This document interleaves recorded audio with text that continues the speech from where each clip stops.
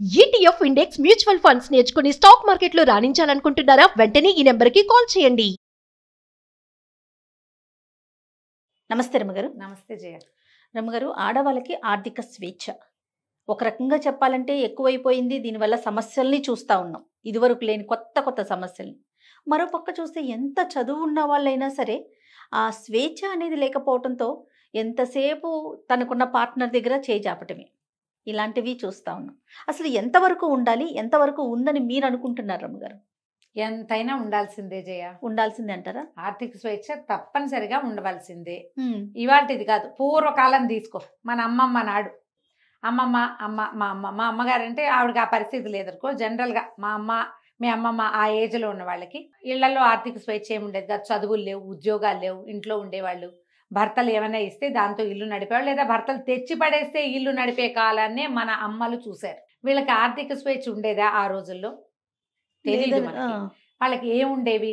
వాళ్ళ మేనమామలో, వాళ్ళ అన్నయ్యలో, తమ్ముళ్ళు ఎవరైనా వచ్చి పుట్టింటి తరపున 10 రూపాయలు, 25 రూపాయలు, 100 రూపాయలు చేతిలో పెడితే వీళ్ళు మా వాళ్ళు నాకు డబ్బు ఇచ్చారు అనే విషయం భర్తలకు చెప్పకుండా కామ్గా ఆ డబ్బులు పక్కన పెట్టుకుని తమకు అత్యవసరాలు వచ్చినప్పుడు, తాము ఎవరికైనా ఇవ్వాల్సి వచ్చినప్పుడు, పిల్లలకి ఏదైనా గడపాల్సి వచ్చినప్పుడు భర్తలు ఒప్పుకోని విషయాలని తల్లులు తమ రహస్య పాకెట్ మనీ తోటి నడిపేవాళ్ళు. అది కూడా ఒప్పుకోవచ్చు కదా. అది కూడా పిల్లల కోసము లేదా సంసారం కోసము, వాళ్ళ కోసం చాలా తక్కువ. వాళ్ళు ఏమున్నాయి జయ, అప్పుడు ఖర్చు లేవమ్మా.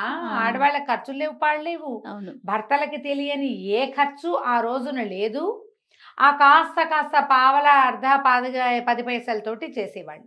తర్వాత క్రమంగా కొంచెం ఇంటి ఖర్చుకి భర్తలు డబ్బులు ఇవ్వటము, లేదా ఏదైనా పై సంపాదన ఏవైనా ఉంటే వీళ్ళు కొంత తీసి దాచిపెట్టుకోవటము. పెట్టుకుని అమ్మ డబ్బులు ఎక్కడ ఉంటాయంటే పోపులు పెట్టిలో డబ్బులు ఉంటాయి, చెంగున కట్టుకుని ఉంటాయి, చెంగును ముడేసుకునేవాడు. అప్పుడు పర్సులా దాచిపెట్టుకోవటాలా ఏముంది ఆ రోజున? ఏమీ లేదు. వాళ్ళకున్న ఆర్థిక స్వేచ్ఛ ఎంతవరకు ఉండేది? ఆ పోపులు పెట్టేదాకానే ఉండేది. ఏమో ఆ కాలాన్ని దాటలా మనం? దాటేసాం. మన అమ్మలకే మనకు తెలుసు. వాళ్ళ దగ్గర 1000, 2000, 3000 ఉండటం, 2-3 చోట్ల వాళ్ళు అట్టే పెట్టుకోవటం. నీ డబ్బులు ఇవ్వవే అని భర్తలు కొంత ఇవ్వు అని బతిలాడి తీసుకోవటం, మళ్ళీ నా డబ్బులు నాకు ఇచ్చే అని వెనక్కి తీసుకునే రోజులు కూడా మనకు తెలుసు. అవునండి. క్రమంగా అవన్నీ దాటేసాం. మనకు ఉద్యోగాలు, చదువులు వచ్చాయి, ఉద్యోగాలు వచ్చాయి. ఒక 20 ఏళ్ల క్రితం దాకా చదువులు, ఉద్యోగాలు ఉన్నా కూడా అందులోంచి, ఆ జీతాల్లోంచి టీచర్లుగా పనిచేస్తూ నెలకి ఇంత పెద్ద అమౌంట్ వచ్చేవాళ్ళు, బ్యాంక్ ఆఫీసర్లుగా ఉండేవాళ్ళు కూడా ఏం ఖర్చు పెట్టాలన్నా భర్త అనుమతితోటే ఖర్చు పెట్టే విధానమే మన ఇండియాలో ఉండేది, ఉన్నది. 20 ఏళ్ల క్రితం దాకా అనుకో. 20 ఏళ్ల క్రితం నుంచి కొంచెం ఇంకా బాగా బ్రైట్ అయ్యి వీళ్ళు ముందుకెళ్ళి నా అకౌంట్ నాది, నీ అకౌంట్ నీది, నీ డబ్బులు నీవి, నా డబ్బులు నావి, నా ఖర్చులు వేరు, నీ ఖర్చులు వేరు, కామన్ ఖర్చులు వేరు అని మాట్లాడుకునే ఒక సమాజం మొదలైంది 20 years బ్యాకే. ఇప్పుడు ఎలా ఉంది? ఆడపిల్లలు కూడా, మగ పిల్లాడు 22 ఏళ్ళు వచ్చి వాడు ఇంజనీరింగే, ఇంకా మీసాలు కూడా రావు, బుజ్జి మొహం, లేత మొహం వేసుకుని ఉంటాడు. వాడికి ఒక 20 లక్షల జీతం, 10 లక్షల జీతం. ఆ పిల్లకి ఇంకా అన్నం సరిగ్గా కలుపుకొని తింటున్నది, ఆవకాయ అమ్మాయి కలిపెట్టాలి, దానికి వచ్చేస్తాయి ఒక 20 లక్షలు. డబ్బులు వచ్చేసరికి ఇప్పుడు వీళ్ళకి నా డబ్బు ఇది, దీంట్లో నేను ఇది చేస్తా, ఇది చేయను, నాది ఇది అని చెప్పడం క్లియర్గా నేర్చుకున్నారు. మనం ఇది తెలుసు మనకి. అవును. దాంతో ఇంతంత జీతాలు రావడంతో పిల్లలకి, ఆడపిల్లలకి ఐడియాలజీ పెరిగిపోయిందని, ఆ స్వేచ్ఛ ఎక్కువైపోయిందని 100 రకాలు, వేల కొద్ది వీడియోలు, పెద్దవాళ్ళు, చిన్నవాళ్ళు, పల్లెటూరు వాళ్ళు, పట్నం వాళ్ళు అందరూ ఇవే మాట్లాడతారు. కానీ ఇప్పటికీ కూడా నువ్వేం చేసావు అని ప్రశ్నించకుండా ఉన్న సమాజం లేదు మనకి. లేదు రమ్మగారు. ప్రశ్నే సమాధానమే. సమాధానం అయితే దాని మీద కొట్లాట, దాని మీద పోట్లాట. ఇలా స్వతంత్రిస్తే నేను నీతో ఉండనని బెదిరింపు. వీలైతే 4 నోటి మాటలు, లేకపోతే 2 చపేటాలు. అవి ఇంకా ఉన్నాయి, అవి పోలా. ఆ సమాజం ఉంది, అవి పోలేదమ్మా, అవి పోలా. ప్రతి వాళ్ళు కూడా పెద్ద పెద్ద ఉద్యోగాలు, చాలా పెద్ద జీతాలు, అంకెలు చెప్పడానికి భయం, అమ్మో ఇంత అని మనకి భయం వేసేంత డబ్బు వచ్చే వాళ్ళు కూడా ఆన్సరబుల్గానే ఇప్పటికీ ఉంటున్నాం. ఇంకా ఉండాలేమో, ఆ మాత్రం కొంచెం కట్టడి లేకపోతే డబ్బు వృధా అయిపోవచ్చు ఏమో. కానీ రూపాయికి, పావలాకి అడగాల్సిన పరిస్థితి అయితే మరి అన్యాయం కదా. అయిందా? అక్కడి నుంచి నువ్వు ఇంత అమౌంట్ వెళ్ళింది, మీ వాళ్ళకి ఎందుకు పంపించావు, నువ్వు ఎందుకు చేసావు అని ప్రశ్నలు. ఇదంతా ఇచ్చావు, ఇది ఎప్పుడు వస్తుంది అని అడిగేది. ఇవన్నీ ఉంటాయి. దీంతో పాటు ఇంత పెద్ద ఆర్థిక స్వేచ్ఛని అలవాటు పడి ఉంటారు ఆడపిల్లలు. కానీ వీళ్ళకి ప్రెగ్నెన్సీలో డెలివరీలో ఎవ్వరూ సపోర్టు లేని పరిస్థితి వస్తే ఉద్యోగం మానేసి పిల్లల్ని చూసుకోవాల్సి వస్తుంది. కొంతమంది చాయిస్ తీసుకుంటారు, తమంతట తమే పిల్లల్ని పెంచుతాను, ఒక 5 ఏళ్ళో 10 ఏళ్ళో పెంచుకుంటాను నేనే, తర్వాత ఏదో వర్క్ చేస్తా లేకపోతే లేదు. దానికి భర్తలు కూడా ఒప్పుకుంటున్నారు. కొంతమంది ఒప్పుకోరు, కాదు జాబ్ మానేస్తే ఇట్లా ఇన్ని లక్షలు పోతాయి, డబ్బులు కావాలి, పిల్లల భవిష్యత్తు చెప్తారు. చాయిస్లను బట్టి ఒక పెళ్ళైన లేట్గా పిల్లలు పుట్టారనుకో, అప్పుడు పిల్లల పెంపకమే మెయిన్ చాయిస్గా ఉండొచ్చు. ఓకే. అప్పుడు వీళ్ళు ఆర్థికమైన స్వేచ్ఛని ఆలోచన పక్క, మన డబ్బులు ఉన్నాయి కదా, కొంత సంపాదించి పెట్టుకున్నాం కదా, ఇది మనం గడుపుకోవచ్చులే అని అనుకొని ఈ పిల్లల్ని పెంపకానికో దేనికో దిగుతారు. జనరల్గా మనం దీన్ని అందరూ సపోర్ట్ చేస్తారు కదమ్మా. అంతేగా. పిల్లల్ని చాయిస్గా తీసుకోవటం, పిల్లల పెంపకాన్ని నువ్వెందుకు తీసుకోవాలి, మీ ఆయన ఎందుకు ఉద్యోగం అనేది పిల్లని చూడ్డు అనేవాళ్ళు కూడా ఉన్నారు, లేరంటల్లా. చాలా తక్కువ, చాలా తక్కువ. కానీ అలాంటి ఊహలు వస్తున్నాయి. నేనే ఎందుకు చూడాలి, ఈ పిల్లాడు నా ఒక్క పిల్లాడేనా, కనే కష్టం నేను పడ్డాను, పెంచే కష్టం అతను ఎందుకు పడకూడదు అని అనుకునేవాళ్ళు అక్కయ్యలు వచ్చాయేమో, అవి కూడా ఉన్నాయి. ఐడియాలజీ. ఇప్పుడు ఇది తప్పని నేను అంటలేదు, అది విమర్శ కాదు, జస్ట్ మనం మాట్లాడుతున్నాం అంతే. ఈ ఉద్యోగం మానేసిన తర్వాత వీళ్ళకి పూర్వపు ఆర్థిక స్వేచ్ఛ ఉంటుందా అనేది మనకి ఇక్కడ శేష ప్రశ్న. ఇప్పుడు ఎంత స్వేచ్ఛ లేకపోయినా నువ్వు అది ఎందుకు చేసావు, ఈ డబ్బులు ఏం చేసావు, ఎవరికి ఇచ్చావు ప్రశ్నలు ఎదుర్కొంటున్నప్పటికీ వీళ్ళకి సొంత అమౌంట్ కొంత ఉండి కావాల్సింది కొనుక్కుని ఎక్కడికైనా వెళ్ళినప్పుడు ఖర్చు పెట్టుకుని ఎవరికైనా ఇవ్వదలుచుకుంటే ఓ డొనేషన్ కానీ ఒక హెల్ప్ కానీ చేయగలుగుతూనే ఉంటారు ఎంతో కొంత. దాన్ని కూడా కట్ చేసే దౌర్భాగ్యపు మగ సమాజం ఉంది. అవును. 1,00,000 రూపాయలు జీతం తెచ్చే అమ్మాయికి కేవలం 10,000 నీ ఖర్చులకి, మిగిలిన 90 ఫ్యామిలీకే నువ్వు పెట్టాల్సిందేనని బలవంతం చేసేవాళ్ళు వాళ్ళు ఉన్నారు. అక్కడి నుంచి నేను మొత్తం నాదంతా సేవింగ్స్ నీ మొత్తం డబ్బులు ఫ్యామిలీకే పెట్టని తను డబ్బు ఏం చేస్తున్నాడో పెళ్ళానికి చెప్పడు, భార్యకి చెప్పరు. వాళ్ళు అడగకూడదు. అది దౌర్భాగ్యపు సమాజమే, అది కూడా ఉంది మనకి. ఇంకా ఉన్నాయి ఇందులో ఎన్ని వింటానో ఇలాంటివి.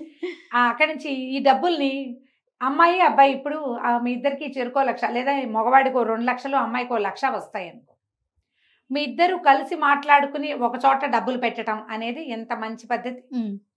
అతను ఏం చేస్తున్నాడో ఈ అమ్మాయికి చెప్పడు, అతను చేస్తున్న ఐడియా ఈ అమ్మాయికి నచ్చకపోవచ్చు, కానీ అమ్మాయి ఐడియాలజీ తీసుకోరు, డబ్బులు మాత్రం తీసుకుంటారు. ఇది ఎట్లా న్యాయం? నువ్వు ఈ అమ్మాయి దగ్గర ఉన్న మొత్తం గోల్డోడగొట్టి తీసుకుని నువ్వు ఎక్కడ పెడతావు? నువ్వు పెట్టేది ఈ అమ్మాయికి చెప్పవు, ఆ అమ్మాయికి నచ్చదు. ఎలా ఆమె శ్రమని నువ్వు దోచుకుంటావో చెప్పు సమాధానం. శ్రమ దోచుకోవటమే కదా, దాన్ని ఏమనాలమ్మా? ఖచ్చితంగా దాన్ని అలాగే అనాలి. ఈ శ్రమ దోపిడీకి సమాధానం ఏమిటి? ఈ సమాధానం వాడు ఒక్కడే కాదు, అబ్బాయి ఒక్కడే, భర్త ఒక్కడే కాదు, అతని పేరెంట్స్ కూడా సమాధానం చెప్పాలి. మీ అమ్మాయి అయితే ఇలా చేస్తారా? ఈ కష్టపడే పిల్ల ఈ ఇంట్లో పనిచేసి, మొగుడి కింద పనిచేసి, చిన్నపిల్లల్ని చూసుకుని, ఉద్యోగం చేసి, తను సంపాదిస్తున్న తన రక్త మాంసాలని పెట్టి చెమట చిందించి, అంతేగా మరి ఎంత శ్రమ కోర్చి పీరియడ్స్ అని, పిల్లలకి అనారోగ్యాలని, తన ఒంట్లో బాగుండదు, ఈ లోపల ఏవో ప్రెషర్లు, వర్క్ ప్రెషర్, ఇదంతా ఎదుర్కొని అది ఒక పెద్ద డబ్బా ఇది పట్టుకొచ్చి పెడితే ఒక మూట, ఆ మూటను నువ్వేం చేస్తున్నావో చెప్పను నువ్వు నన్ను అడిగావంటే నేను నీకు డివోర్స్ ఇస్తాను. నీకు సమాధానం చెప్పాల్సిన అవసరం లేదు. ఆడాళ్ళకి చెప్పేది ఏమిటి? ఇది ఒక డైలాగు. ఆడాళ్ళకి చెప్పేది కాకపోతే నువ్వు ఆడాళ్ళ సంపాదన ఎలా తీసుకుంటావు? సిగ్గు లేదు నీకు? అదంతా సంపదలోకి మారుస్తావు. రేపు ఏదో చేస్తావు, నువ్వు పాడు చేస్తావని కాదు, కానీ నువ్వు ఏం చేస్తున్నావో పార్ట్నర్కి చెప్పి తీరాలి. ఖచ్చితంగా. మీరు జాబ్ చేయిస్తున్నారు అమ్మాయి వర్క్ నేను ఎలౌ చేస్తున్నాను, అదొకటే. ఏమిటి నువ్వు ఎలౌ చేసేది? అదే ఫీలింగ్ గా చూస్తారు, నువ్వెవరివి ఎలౌ చేయటానికి? అమ్మాయి చదువుకుంది, ఉద్యోగం చేయొచ్చా చేయకూడదా, చేయగలనా లేదా అనేది ఆ అమ్మాయి శక్తియుక్తులు, ఆ అమ్మాయి మనస్తత్వం మీద ఆధారపడి ఉంటుంది. మళ్ళీ ఇంకొక ఫీలింగ్ చూస్తాను రమ్మగారు, తన కష్టం ఎప్పుడు ఇంట్లో చూపించకూడదు, ఇప్పుడు నార్మల్ గా కనిపించాలి ఆ మనిషి. తను కూడా బయటికి వెళ్తుంది, తను కూడా ఉద్యోగం చేస్తుంది, తనకు కూడా ఆఫీస్ టెన్షన్స్ అనేవి ఉంటాయి.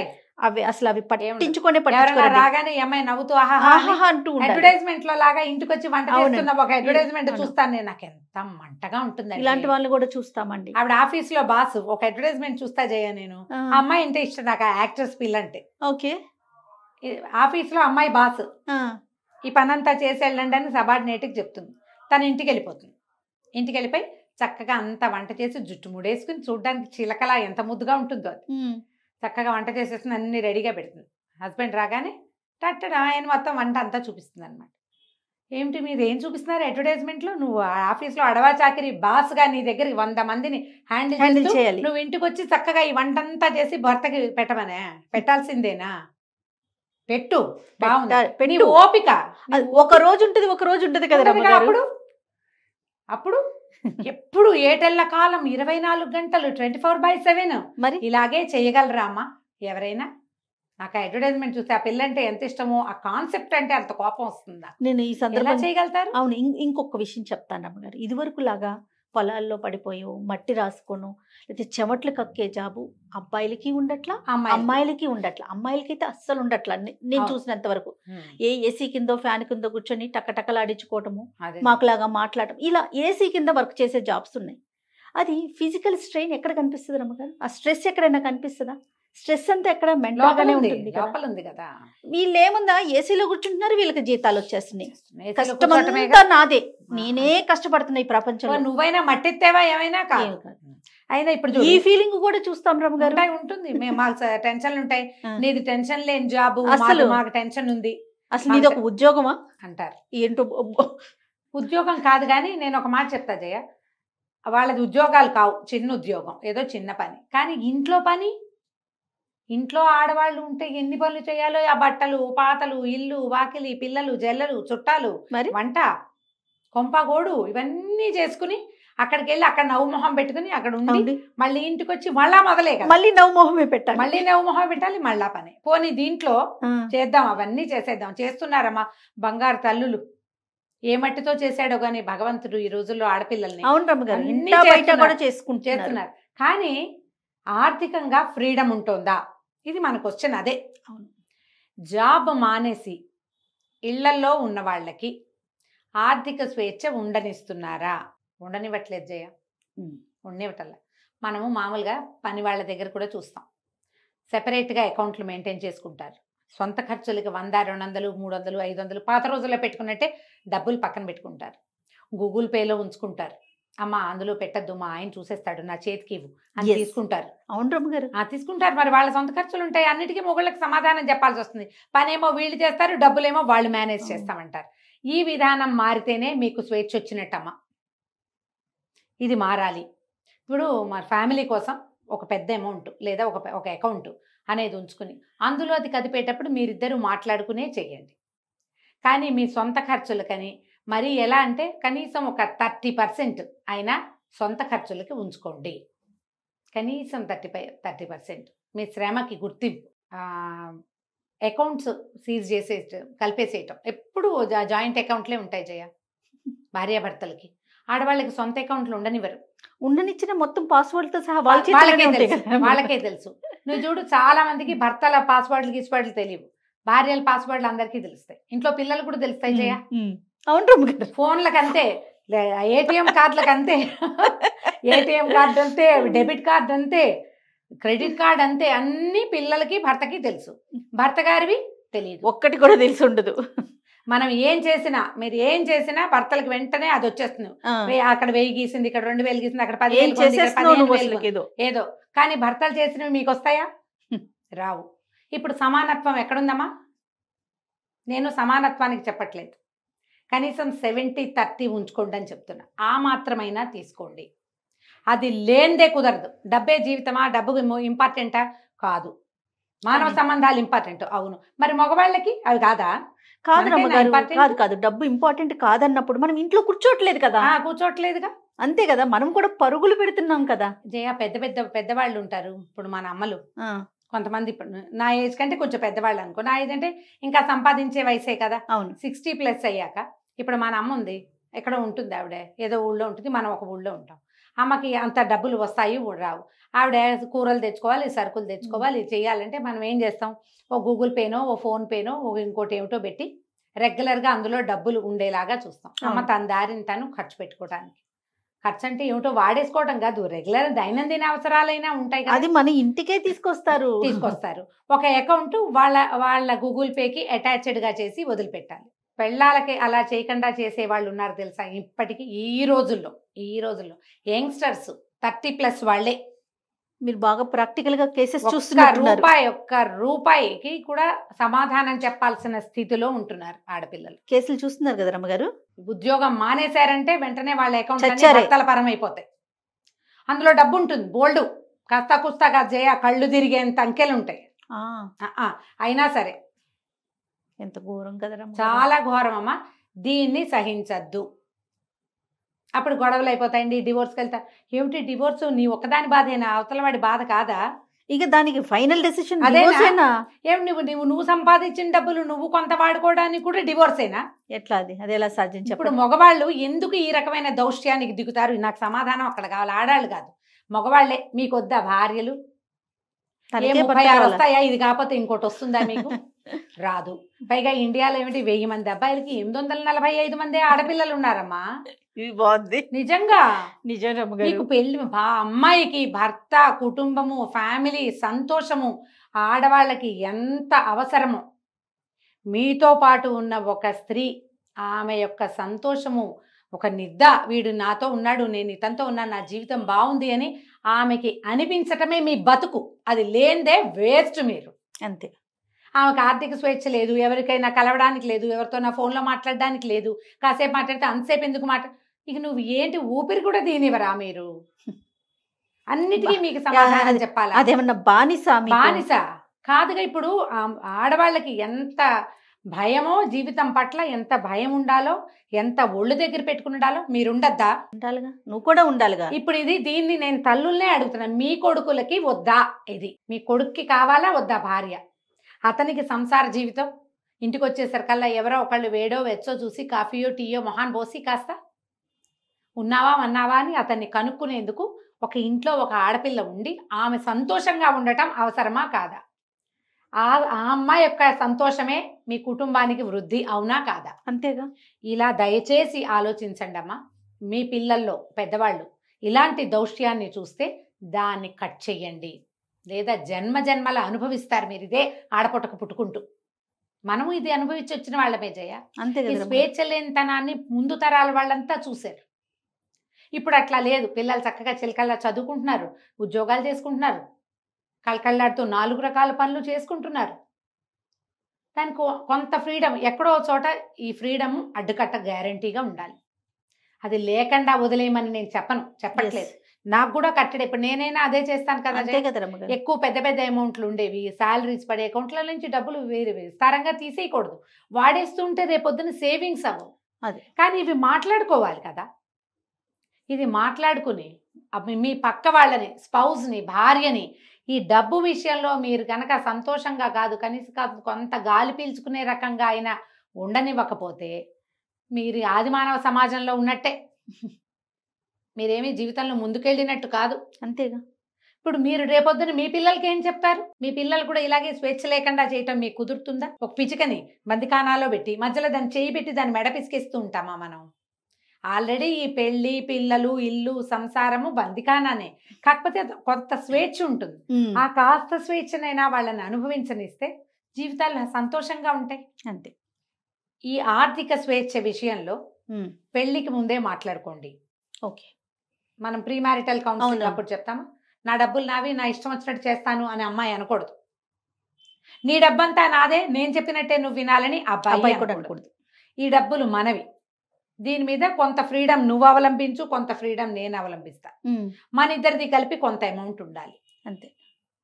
వాళ్ళమ్మకి ఇచ్చిన కొంతమంది ఆడపిల్లలేమో భర్తలు ఏమీ చేయకూడదని పట్టుకుంటారు. ఈ శాతం తక్కువ, కానీ ఉంటారు. మగవాళ్ళు ఎక్కువ పట్టుకుంటారు. ఆడవాళ్ళకి అంత ఫ్రీడమ్ ఇవ్వకూడదు అనుకుంటారు. మనీ మేనేజ్మెంట్ ఆడవాళ్ళకి అంత తెలియకపోవచ్చు. ఎందుకంటే చిన్నప్పటి నుంచి తండ్రి ఒద్దికలో ఉంటారు, బాగా తెలుసుకోరు.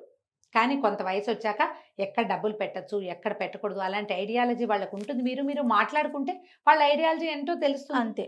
కొంతమందికి ఏమో ఇల్లు వాకిళ్ళు కొనేసుకోవాలని ఉంటుంది జయ. ఇల్లు ఇల్లు ఇల్లు ఇల్లు ఇల్లు అంటారు.